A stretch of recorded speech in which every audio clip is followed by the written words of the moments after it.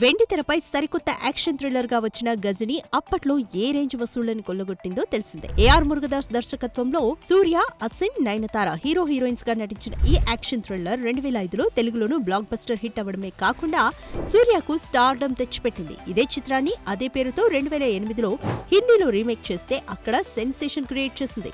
Box office దగ్గర 100 కోట్లు collect చేసిన ఫస్ట్ ఇండియన్ మూవీగా రికార్డ్ క్రియేట్ చేసింది. అలాంటి సినిమాకి సీక్వెల్ తీయాలనే డిమాండ్స్ ఎప్పటినుంచో ఉన్నాయి. అయితే తాజాగా గజనీ 2 పై మురుగదాస్ స్పందించాడు. సికిందర్ మూవీ ప్రమోషన్స్ లో భాగంగా ఏఆర్ మురుగదాస్ మాట్లాడుతూ గజనీ 2 రూపొందించే అవకాశం ఉందని అన్నాడు. నా మైండ్ లో ఒక బేసిక్ ఐడియా ఉంది, కానీ ఫుల్ స్క్రిప్ట్ రెడీ చేయాల్సి ఉంది. అనుకున్నట్లు జరిగితే ఆ సినిమాని తమిళం, హిందీ రెండింట్లోనూ ఒకేసారి రూపొందిస్తా అని చెప్పుకొచ్చాడు ఈ Kollywood star director.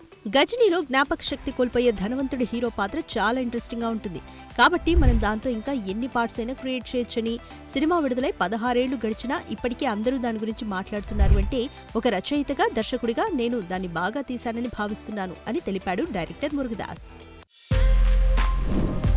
For more videos like this, subscribe Big TV channel.